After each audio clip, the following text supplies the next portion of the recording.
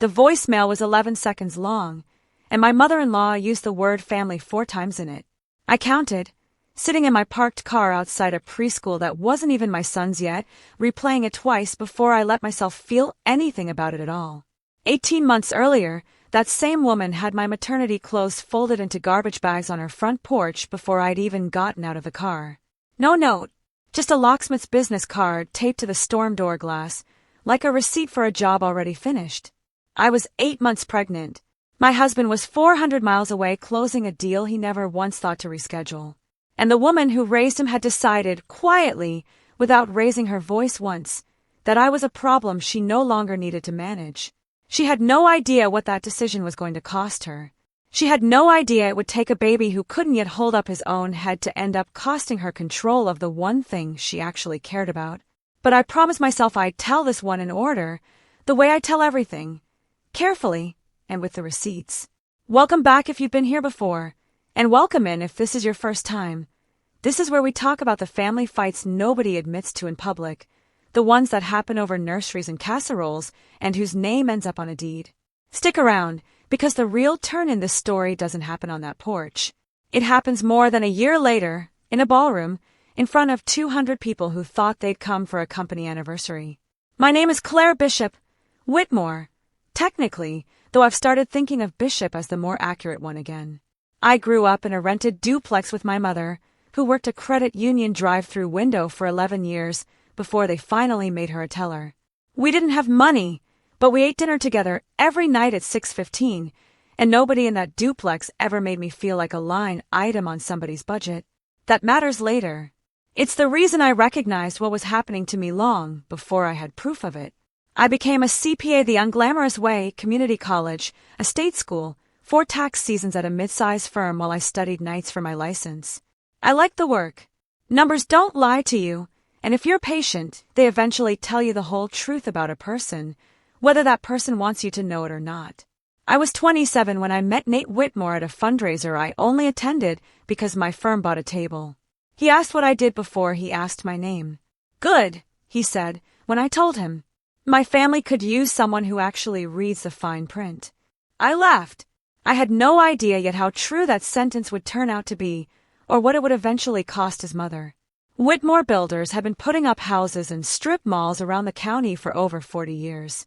Nate's grandfather Harold started it with 1 truck, and a loan his own father co-signed. By the time I came along, Harold had mostly stepped back. Nate's father Richard held the CEO title, and Nate's mother Deborah held the actual authority, the way some women do, quietly, from a chair at the end of the table nobody remembers voting her into. Deborah decided what I was within about 4 minutes of meeting me. I watched her do the math behind her eyes at that first Sunday dinner, my discount rack blazer, my mother's name she'd never heard at any of the right clubs, the fact I'd paid my own way through school instead of being paid for. She'd spent years quietly grooming a family friend's daughter, Vanessa Calloway, as the daughter-in-law she actually wanted. Right school, right sorority, the right instincts for this family, as she put it once, at a Christmas party I wasn't supposed to overhear. I was not Vanessa. I never pretended to be. Nate proposed 11 months after we met, in a plain, unrehearsed way that told me he actually meant it. Deborah cried at the wedding. I found out 2 years later that she'd cried in the parking lot beforehand too, and it hadn't been happy tears either time. We moved into the guest cottage on the Whitmore property the year after we married, the small 2-bedroom Harold had originally built for his in-laws. It made sense on paper. Rent in the city was climbing. Deborah offered it rent-free, framed as generosity, though I understood within a month that free came with a landlord who let herself in. She reorganized my kitchen twice that first year, always while I was at work, always followed by the same text. Just tidied up a bit. Hope that's all right, XO. When I got pregnant, 7 months into that arrangement, I remember standing in our small bathroom at 6 a.m, staring at a test on the edge of the sink, feeling joy braided with dread, because some part of me already understood this pregnancy wasn't only going to be mine. It was going to be Deborah's too, whether I invited her in or not.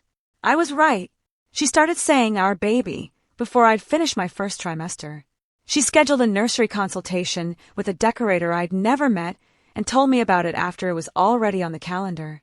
She wanted the baby baptized at St. Aldrich's, The church the Whitmores had a stained glass window in, and when I said Nate and I hadn't decided on baptism at all, she looked at me the way you'd look at a contractor who used the wrong grade of lumber.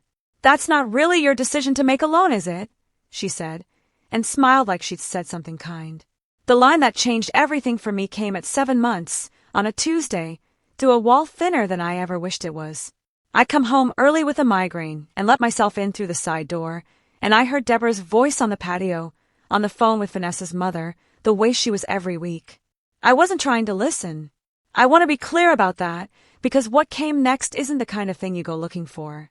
"That girl trapped him," Deborah said, in the same pleasant tone she used ordering brunch. "I don't care whose name ends up on the birth certificate.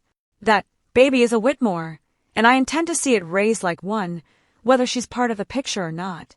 I stood very still in my own kitchen with my hand on the counter and made no sound. Whether she's part of the picture or not. 7 words.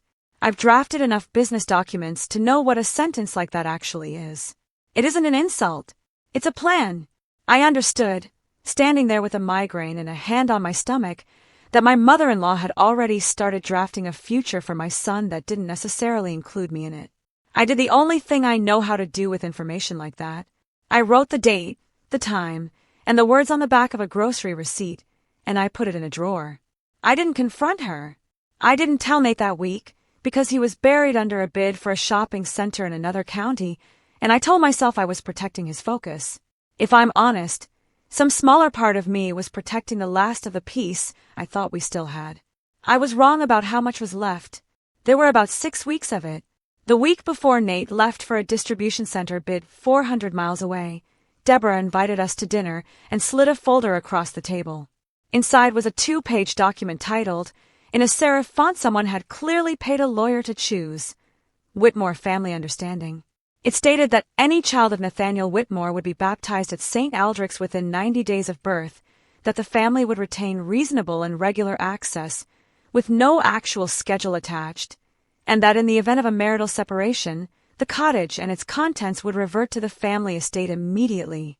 There was a signature line for me. There wasn't one for Nate. "It's just to protect everyone," Deborah said, sliding a pen across the cloth like she was handing me a gift. "Families do this. It's not personal, Claire." I told her I'd need to read it properly before I signed anything. A sentence I say for a living, and one that had never once, in 4 years married into that family, been acceptable coming from me. Nate flew out 3 days later. He kissed my forehead in the driveway and told me to call if anything happened, and neither of us understood yet that anything was already loading itself onto a moving truck 4 days out. On a Thursday in March, 5 weeks before my due date, I drove myself to a 36-week appointment because Nate was still 400 miles away and my mother couldn't move her shift. Dr. Okafor told me the baby had dropped, that everything looked exactly the way it should, and sent me home with a printout and a heating pad because my lower back had started aching in a way that made getting out of the car its own negotiation. I turned onto the Whitmore property a little after 4 and noticed the porch light was on in daylight, which it never was, because Deborah didn't like the electric bill run up on unnecessary things. Then I noticed the bags. 6 of them, black contractor bags, lined along the porch rail. My clothes. I could tell from the shapes. The maternity jeans from the consignment shop, my mother's Christmas sweater, sticking half out of a bag someone hadn't bothered to seal. There was a business card taped to the storm door at eye level. Kowalski lock and key, with a note on the back in Deborah's cursive. New keys at the main house whenever you're ready to discuss things like adults. I tried my key anyway, the way you test a stove burner you already know is hot. It didn't turn. I stood on that porch feeling the baby shift low and heavy, and I want to tell you rage came first, but that's not honest. What came first was cold, a specific, quiet cold that had nothing to do with the weather. Then I walked to the main house, because I am, above everything else, a person who confirms what she already suspects before she reacts to it. Deborah answered the door in her gardening apron, as though I'd arrived for a scheduled appointment. "Oh, good, you're here," she said. "I think it's best if you stay with your mother a while. Just until things settle." "Things," I said. "You signed nothing," she said, in that same brunch tone, which is how I knew this had been decided long before that afternoon. "You've made it very clear you don't intend to be part of how this family does things." I won't have a grandchild raised by someone who can't commit to the family providing for him. Nate provides for him, I said. I provide for him. I have a job, Deborah. A job, she repeated and smiled. The same smile from the church argument, the smile I'd learned shows up in every photo of her from every moment she believes she's won something. You'll thank me one day for making this simple. It's better this way, while you're still deciding what kind of mother you're going to be.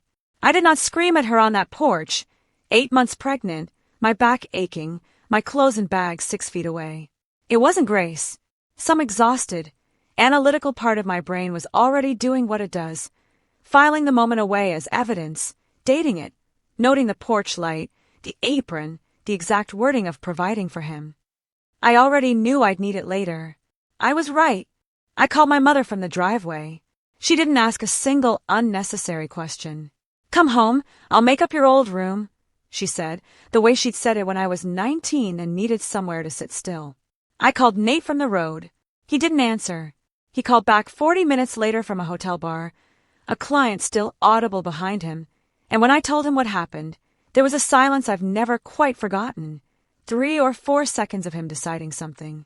She probably panicked, he finally said. I'll call her. Claire, I'm sure it's not what it sounds like. It was exactly what it sounded like. I said okay and hung up, and I drove the rest of the way with the heating pad still warm on the passenger seat. I don't remember boiling water when I got there, but my mother found a full, cold cup of tea on the counter an hour later that I have no memory of making. That phone call tells you almost everything about the next 18 months. Nate loved me, in the disorganized, conflict-avoidant way of a man raised by someone who never once let him practice disagreeing with her. But loving someone and standing between them and your mother in the same breath are 2 different muscles, and Nate had never had to build the second one. He'd spend the better part of a year finding out how. I found a landlord-tenant attorney within the week, not for vengeance, but because a locked-out tenant, pregnant or not, has actual rights in the state, and I wanted my winter coats back before the baby came. Her name was Marisol Reyes, blunt in a way I found enormously comforting. She can't just bag up a tenant's belongings and rekey the door, she told me. This isn't legal. It's just quiet enough that most people don't fight it. We sent 1 letter. My belongings came back within 4 days, no further comment, which told me something that would matter enormously later. Deborah did not want any of this in writing where a stranger with a law degree could read it. My son was born on a Sunday in April, 6 pounds 11 ounces, 11 minutes from my mother's duplex. Nate made it back with 4 hours to spare, and I'll give him this. He cried in a way I'd never seen, and held our son like something that might dissolve if he loosened his grip. We named him Harold, after his great-grandfather, which Nate wanted and I didn't fight, mostly because Harold Whitmore, by every account I'd heard, including from Deborah herself, had been the one decent instinct in that entire family tree. It was that name, as it turned out, that would end up meaning something neither of us understood yet. 6 weeks after Harold was born, a letter arrived at my mother's address, not the Whitmore house, because that's what I'd listed on every hospital form. It came from First Cumberland Trust, on letterhead thick enough that I noticed the weight before I noticed the words, addressed to the parent or legal guardian of Harold Whitmore. It took 1 read-through, the professional kind, to understand what I was holding. Harold Whitmore, the founder, dead 4 years, had set up an irrevocable trust the year he was diagnosed with the cancer that eventually took him, naming any future great-grandchild as beneficiary of 20% of the voting shares in Whitmore Builders, transferring automatically upon that child's live birth. Those shares, the letter explained, would be proxied jointly to the child's parents, both of them, by name, Nathaniel and Claire Whitmore, until the child's 18th birthday, requiring the written consent of both parents before the shares could be voted in any direction at all. I read it 4 times at my mother's kitchen table with Harold asleep in the bassinet beside me, and I understood, the way you understand a tax code section after your 3rd pass, exactly what his great-grandfather had done. Old Harold had spent decades watching his daughter-in-law run his company from a chair nobody remembered voting her into, and somewhere in that hospital bed, he decided the next generation deserved a check she couldn't quietly remove. He never knew me. He couldn't have known Deborah would try to erase me from the family a year before his great-grandson was even born. But he built the trust wide enough to catch exactly that, because now a fifth of the company's votes required my signature, not my presence at Sunday dinner, not Deborah's approval of my blazer. Just my name, on a line, for the next 18 years. I didn't call Deborah. I called Marisol, and asked her to walk the document past a corporate attorney she trusted, just to be sure I understood it as clearly as I thought I did. I did understand it clearly. I have never once misread a document that mattered, and I wasn't about to start with the one that mattered most. I read documents like that one for a living now, professionally, for people who've just found out a piece of paper changed their situation without warning. If you've ever had a document, a will, a lease, a single text message, end up matching more than anyone expected, tell me in the comments, because I read every one. Now, back to the part where Deborah finally found out what I'd found. I gave notice at my firm 4 months after Harold was born, and opened my own practice out of a converted bedroom in the apartment Nate and I finally rented on our own, nowhere near the Whitmore property. I built it slowly. A bookkeeping client here, a small landscaping company's taxes there, a referral from Marisol, who told every attorney in her building I was the only accountant she trusted with a messy file. By Harold's first birthday, I had 11 steady clients, a part-time bookkeeper of my own, and a wait list, a sentence I never expected to say about anything with my name on it. Nate spent that year quietly rebuilding something too. He didn't leave Whitmore Builders. It was still his family, still his livelihood, and I never asked him to choose in the dramatic way people expect. But he started coming to dinner at my mother's duplex instead of his mother's dining room. He started calling Deborah back a day later instead of an hour later. Small things. The kind that don't make a satisfying scene, but that, added up over a year, told me he'd finally started building a muscle he'd never had to use before.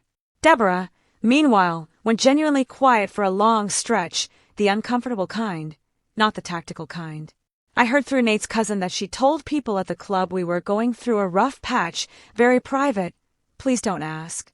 She'd started calling me, Nathaniel's wife, instead of my name, the same way she'd once called me his friend. I didn't reach out. I had a business to run and a son learning to pull himself up on furniture, and for the first time since I'd married into that family, my days were entirely, uncomplicatedly mine.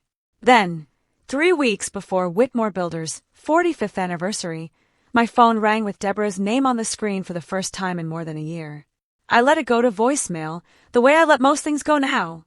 I don't react in real time if I can help it. "Claire, it's Deborah," the message said. "I'd love for you and Harold to join us for the anniversary gala on the 14th. It's a family celebration, and it wouldn't feel like family without you both there. Please, come as family." 4 times, in 11 seconds, from a woman who'd once explained to my face that a piece of paper decided whether I counted as one. I called Marisol before I called Deborah back, because that had become the correct order of operations for anything involving that family. I told her about the timing, the anniversary, Richard rumored to be stepping back from the board within the year, Nate being groomed, according to family gossip, to take the CEO title outright at the event. Marisol was quiet on the line for a second. "Claire," she said, "if they're restructuring who holds voting control, they cannot cleanly do that without accounting for the 20% sitting in Harold's trust. Not without your signature next to Nate's." I'd understood that since the letter arrived, more than a year earlier. What I hadn't understood, until that call, was that Deborah might try to do it anyway, in front of 200 people, assuming nobody in the room would ask the one question that actually mattered. I said yes to the gala. I bought Harold a small navy blazer that made him look like he was attending his first shareholder meeting, which, in a way, he was.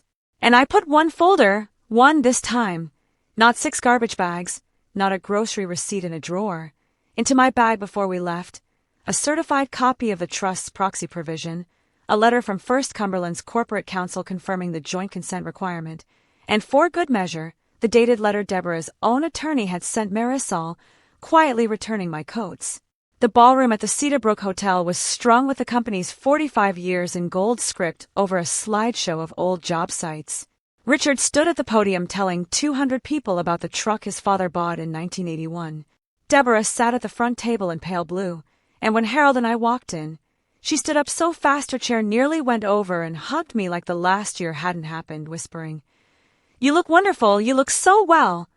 pitched for the tables around us to hear. I let her. There's no cost to letting someone perform a reunion, as long as you know exactly what you're walking into. Richard's speech moved, the way these speeches do, toward the future.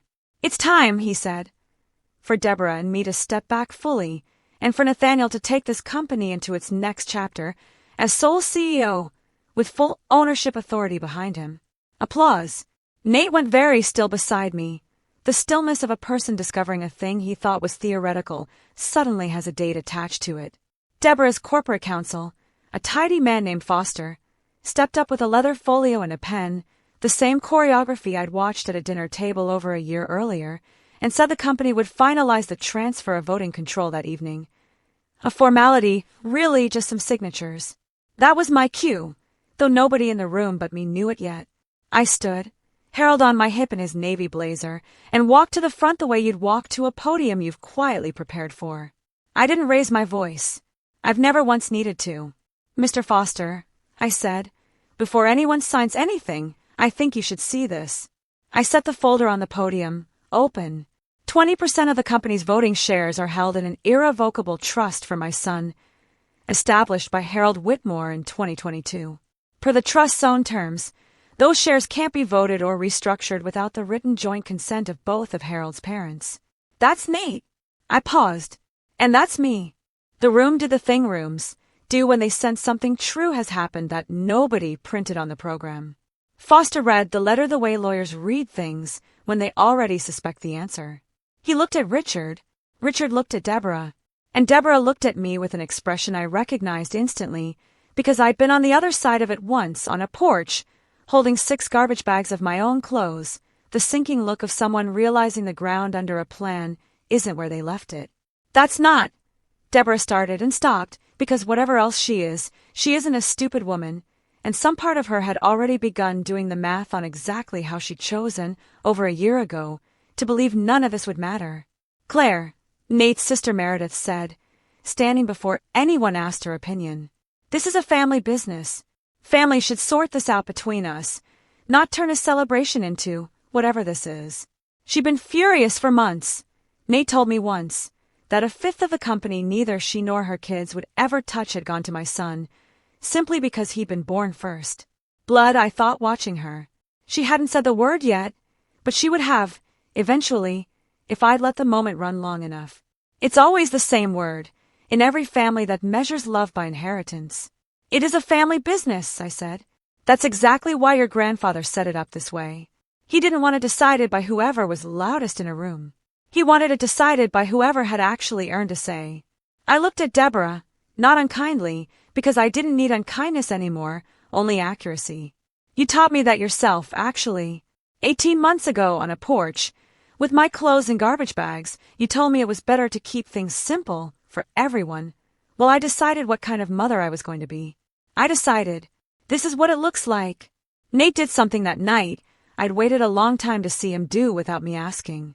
He stepped up beside me, in front of his mother, his sister, his father, and 200 guests who'd come for shrimp cocktail and a slideshow, and said, Mom, Dad, Claire's right. And even if she wasn't, I'm not signing anything tonight she hasn't read first. That's not how we do things anymore. For sentences, not loud, not a speech. The single most romantic thing my husband has ever said to me, because it cost him something real to say it in that room, to those people, and he said it anyway. The transfer didn't happen that night, and it didn't happen the way Richard's speech promised. It happened 3 months later, properly, with an actual shareholder vote, an independent trustee representative from First Cumberland sitting in on every major board decision on Harold's behalf, and my signature, next to Nate's, on the documents that finally made it real. Nate became CEO. He also became a CEO who, for the next 17 years, cannot vote 1/5 of his own company's shares without my consent, a fact his mother has had to sit with at every board meeting since, whether she enjoys it or not. Deborah hasn't apologized directly, not in so many words.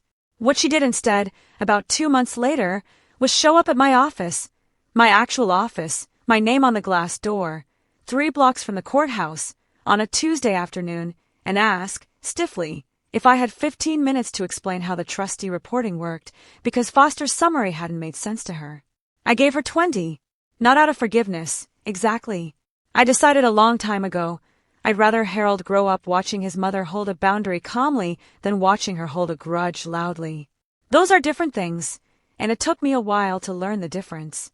We still don't have Sunday dinners at the main house, and I've made my peace with that. But Deborah calls before she visits now. She asks before she plans anything involving Harold. And every email from First Cumberland about the company's finances goes to 2 inboxes, hers and mine, whether she likes seeing my name there or not, for the next 17 years, because a dying man who barely knew me decided, a year before I ever set foot in that family, that somebody in that house needed a check nobody could quietly remove. People sometimes ask if I regret not screaming at Deborah on that porch, 8 months pregnant, watching a locksmith's card flutter on a storm door in the wind. I don't. I've come to believe the people who hurt you at your most vulnerable are usually betting on the same 3 things: that you'll be too overwhelmed to keep records, too tired to read the fine print, too grateful for whatever peace comes later to ask hard questions about how you got there. My mother-in-law bet on all 3. She lost on all 3, not because I got lucky, but because I never once stopped paying attention, even when paying attention was the last thing I had energy left to do. I think about Harold Whitmore sometimes, the grandfather, not my son, an old man in a hospital bed watching his daughter-in-law run his life's work from a chair nobody remembered voting her into, deciding quietly that the next generation deserved better than a family that measured belonging by usefulness. He never met me. He built a door for me anyway, on the chance someone in his family might need one someday. The kindest thing anyone in that family ever did for me came from a man who died before we ever shook hands. If someone in your life has ever made you feel disposable the moment you stop being convenient, a mother-in-law, a parent, a boss, anyone who only shows up warm when there's something to gain, I'd genuinely like to know how you handled it, because I don't think there's one right way to. Type the word receipts in the comments if you've had to learn, the hard way, to start keeping your own. If this story meant something to you, share it with someone who needs to hear that quiet and prepared beats loud and blindsided every time. Subscribe if you want to be here for the next one. There's always a next one. I'll see you there.